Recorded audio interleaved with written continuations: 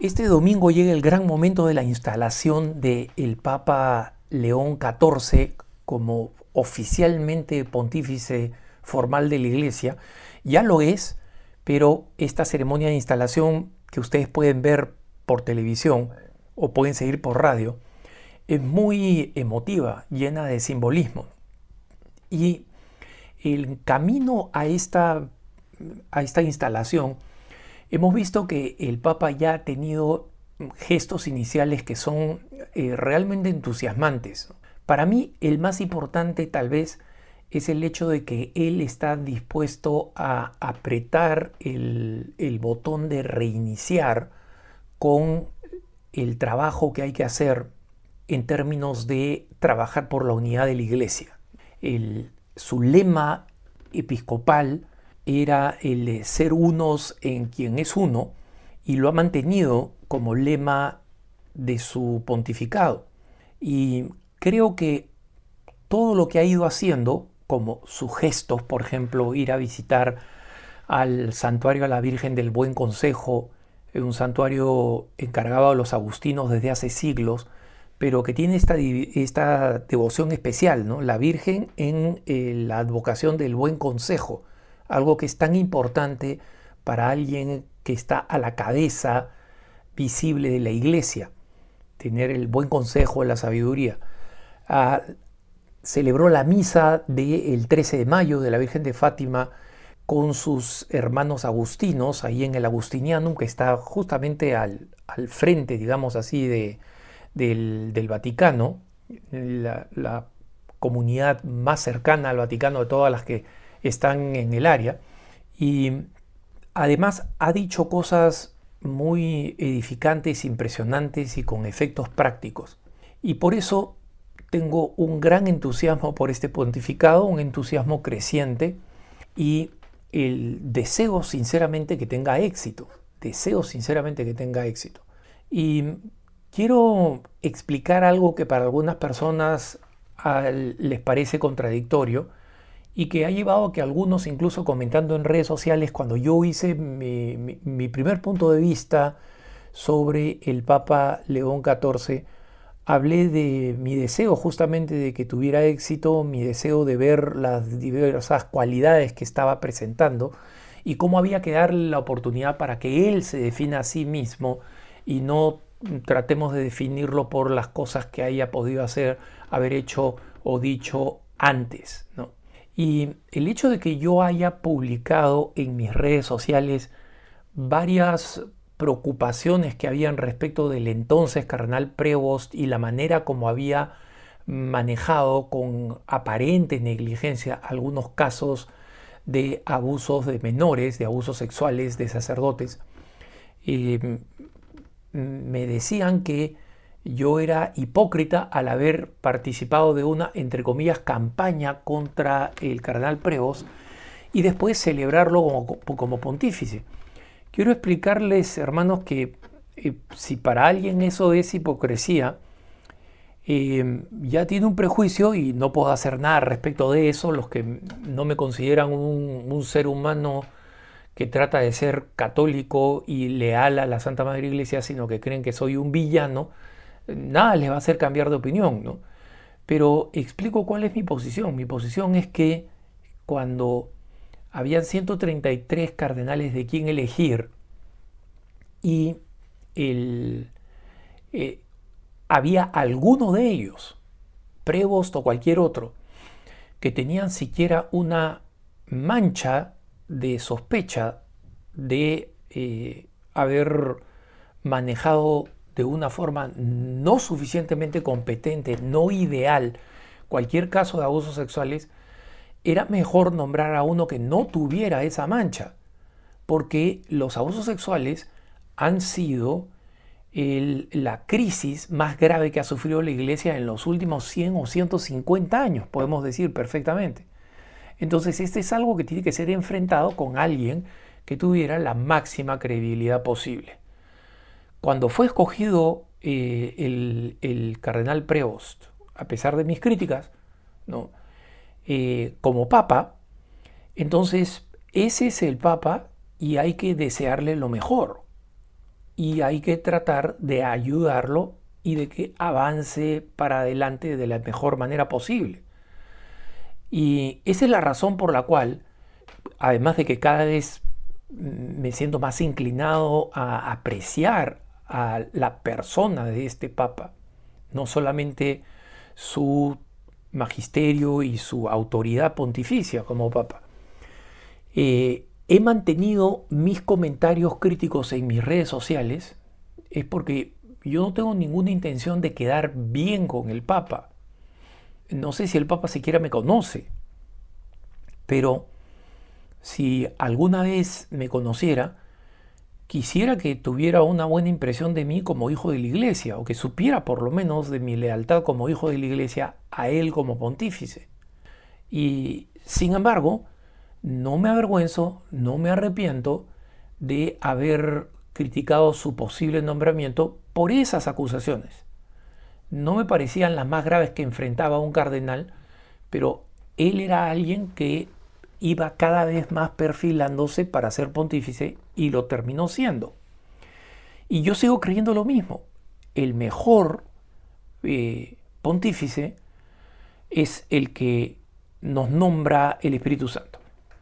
El segundo mejor es uno, en mi criterio, uno que no tuviera ninguna mancha, ningún problema, ninguna acusación en el pasado. Entonces, eso lo sigo pensando y mi postura se ha visto, digamos, moderada y entiendo mejor el escenario en el que está el Papa León XIV, porque un amigo que es un experto de la Universidad Católica de América, la Universidad de los Obispos de Estados Unidos, y que es un experto en la prevención de abusos sexuales, me decía: Alejandro, mira, tu aspiración es una aspiración buena. Cuando le preguntaba qué pensaba él de la elección del Papa León XIV en este tema específico, en este campo específico de los abusos sexuales. Y me dijo: mira, tu intención es buena de no querer que fuera elegido un papa que tuviera ninguna mancha, habiendo alguno en teoría que no la tuviera. Pero el tema de los abusos sexuales ha sido un tema tan largo, tan complejo, con tantas capas, con tanta ignorancia, donde no se sabía muy bien cómo manejar el asunto, donde no existían los protocolos que después han sido establecidos por el Papa Benedicto XVI o por el Papa Francisco a través de Vos Estis Lux Mundi. Yo creo que es prácticamente imposible creer que exista un cardenal que, digamos, pudiera haber terminado de papa, que estuviera completamente desligado de cualquiera de estos problemas. El único tal vez hubiera sido el cardenal O'Malley, otro norteamericano, que ya pasa los 80 años y no participó en el cónclave. Entonces, yo sigo deseando lo mejor para el Papa, y ahora más que nunca, y cada vez más, ¿no? Porque en lo poco que ha venido haciendo para definirse, por el poco tiempo que tiene, los gestos y las palabras que ha tenido son realmente entusiasmantes, ¿no? Alentadoras, esperanzadoras, y que creo que van a poner fin a un tiempo de tremenda arbitrariedad, de abuso de poder, que estaba todo basado en las preferencias, en las fobias de el que estaba al mando, ¿no? Eso lo pienso sinceramente, a pesar de que siempre defendí mi lealtad respecto del Papa, ¿no? Entonces, no me arrepiento de lo que dije, porque lo que dije lo dije honestamente. Pero el título de este punto de vista es cómo no defender al Papa León XIV. Y la forma de no defenderlo es la campaña absurda y mentirosa que están haciendo los autores del libro que encontró una serie de abusos en mi comunidad, Paolo Ugaz y Pedro Salinas. A pesar de que Pedro Salinas dijo que ha prometido 10 veces que ya el tema del sodalicium va a dejar de tocarlo, terminó escribiendo un último libro, supuestamente un último libro. Yo no creo que va a ser el final porque no tiene de dónde más sacar protagonismo, ¿no? Y el sodalicium ya está disuelto. Yo ya soy un laico cualquiera y sin embargo Paolo Ugaz ha ido por todos los rincones del mundo diciendo básicamente que, que las acusaciones contra el entonces cardenal Prevost, tanto en Chiclayo como en Chicago, muchos años antes de que fuera obispo, cuando era responsable de la comunidad de los agustinos, son una total invención de este grupo de sodalites y, en sus propias palabras, de este ecosistema, ¿no? Y que es solamente una campaña de venganza porque él fue uno de las personas instrumentales en la disolución del sodalicio. Entonces es curioso porque Paolo Ugaz y Pedro Salinas han celebrado la disolución del sodalicium, la celebraron por adelantado con coctelitos en la casa de John y Elise Allen, y luego lo celebraron, digamos, aplaudiendo cuando aconteció propiamente el lunes santo, una semana exacta antes del tránsito del Papa Francisco.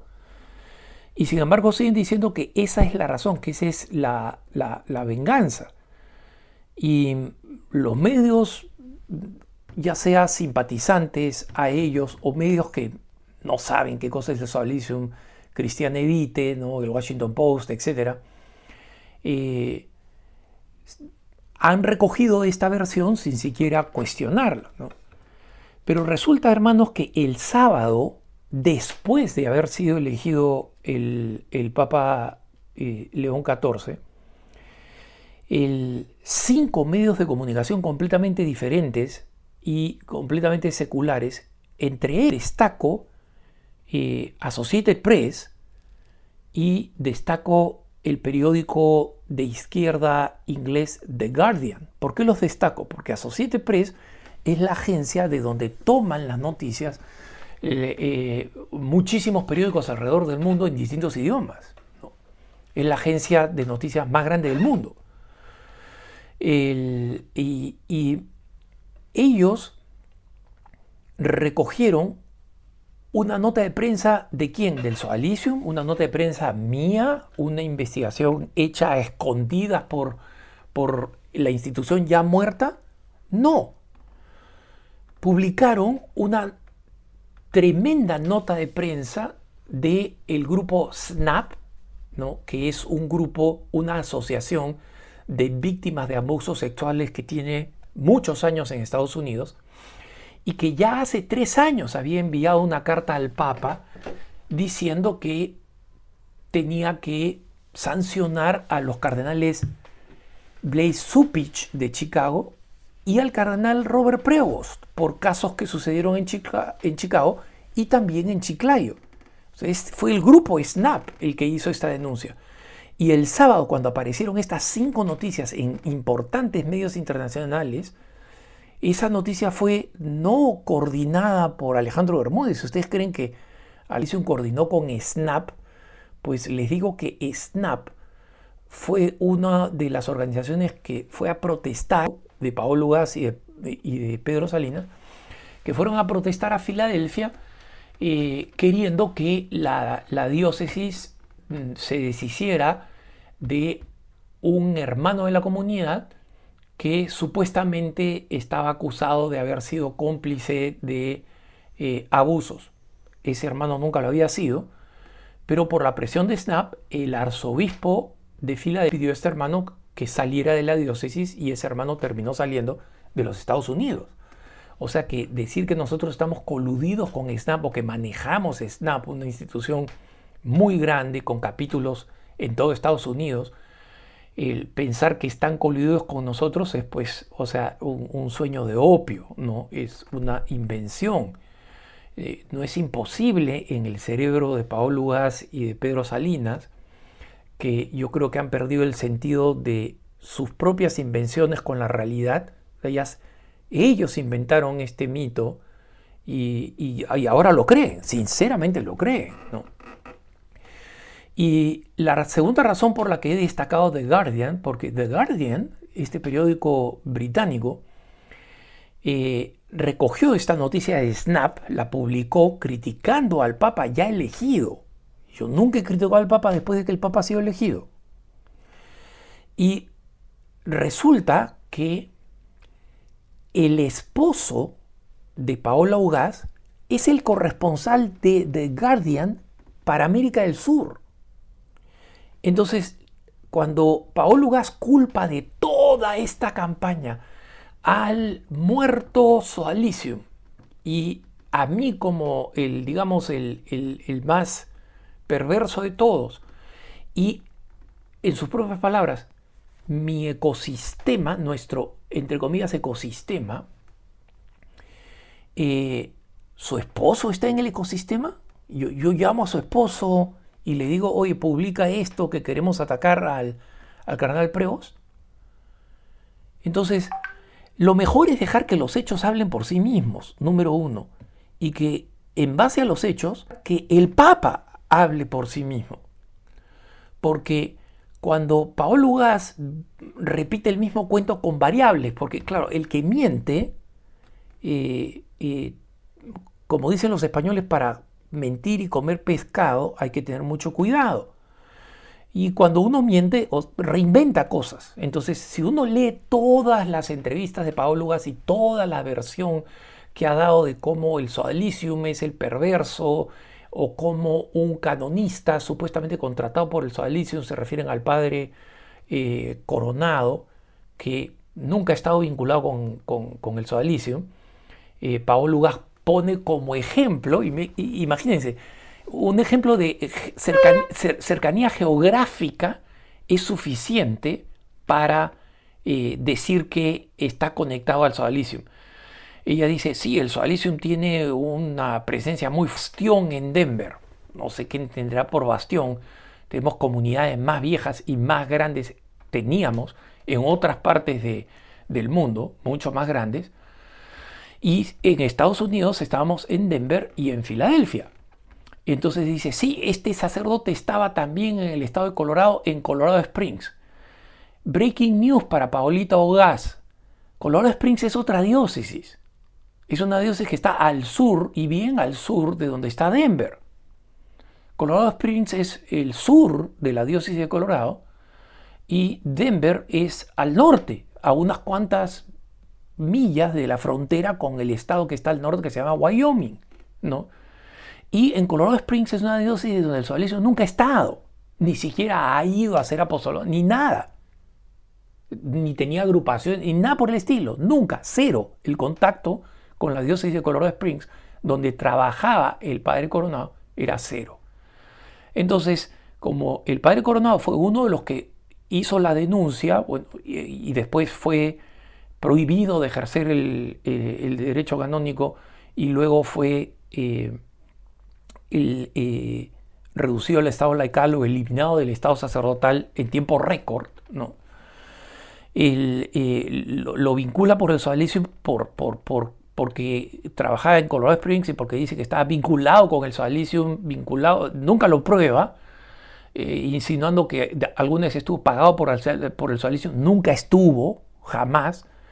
Entonces, esa no es la forma de defender al Papa. ¿Saben por qué, hermanos? Porque dejen que los hechos hablen por sí mismos. Si los hechos demuestran que hubo alguna negligencia de parte del cardenal Prevost o del obispo Prevost y del sacerdote agustino Prevost, eso, que exista total libertad de dejar que los hechos hablen por sí mismos. Yo estoy dispuesto a admitir que los casos de Prevost de alguna manera lo vincularon de una manera tan remota que no es posible establecer algo más serio que una leve negligencia. Estoy dispuesto a creer eso. No lo creía antes del cónclave. Creo que hubo gestos reales de negligencia. Y no sirve de nada echar la culpa a un muerto, como es el sodalicio, y hacer una campaña realmente gigante acusando al sodalicio muerto, y a mí en particular, de estar haciendo una campaña.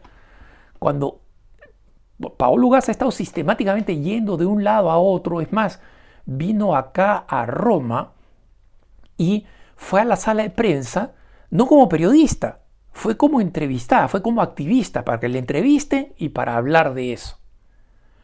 Entonces, eso entiendo que ella crea erradamente que para nosotros el Papa es un blanco, o quiera convencer, como convencieron al Papa Francisco, convencer al Papa Leo XIV, que el sodalicium, a pesar de que está muerto, es malo y hay que hacer como los sicarios colombianos, ametrallar al ataúd del muerto, ¿no? Para que quede claro que está re muerto. Yo no creo que lo van a lograr, porque este Papa es otra personalidad. Es una personalidad completamente distinta y profundamente equilibrada humanamente. Y creo que si es que estos temas salen, el Papa ha tenido la habilidad para manejar muchos problemas en el pasado. Investigando cada vez más su biografía, veo que ha sabido navegar problemas serios en su vida, tiene experiencia manejándolos, y dejar que él sea el que decida cómo maneja eso. Y yo creo que una buena manera sería invitar a las personas que aducen que él no fue suficientemente claro o eficaz en el pasado, y encontrarse con ellos. Y creo que es algo absolutamente factible, porque una de las cosas que ha dicho el Papa recién elegido es, refiriéndose a las situaciones de guerra, de conflicto, que él estaba dispuesto a mediar, diciendo: sentémonos, conversémonos, veámonos las caras, no reduzcamos al otro a una caricatura o a un mal que hay que odiar, sino veámoslo como personas, como seres humanos que tienen la dignidad de Jesucristo. Entonces, esa es la mejor manera de alentar y de defender al Papa. Y yo quiero que el Papa tenga el mejor éxito posible y lo más pronto posible en la cantidad de problemas que tienen que enfrentar en la Iglesia, y muchos de ellos como consecuencia de un pontificado que había perdido el norte y que ha dejado líos por todos lados. Una iglesia dividida, un Vaticano completamente quebrado, desencajado, sin suficientes personas competentes, una cantidad de decisiones tomadas a través de motus propios en vez de cambios apropiados para la legislación. El Papa tiene un camino muy difícil, y él lo que quiere es, una vez más, como había dicho, apretar el botón de recomencemos, de tal manera que todas las partes, todas las facciones que han estado en pelea puedan comenzar a unirse nuevamente, y pueda haber una iglesia que no sea motivo de escándalo por las divisiones, sino que sea testimonio de unidad. Sigo pensando, insisto, en que la mejor opción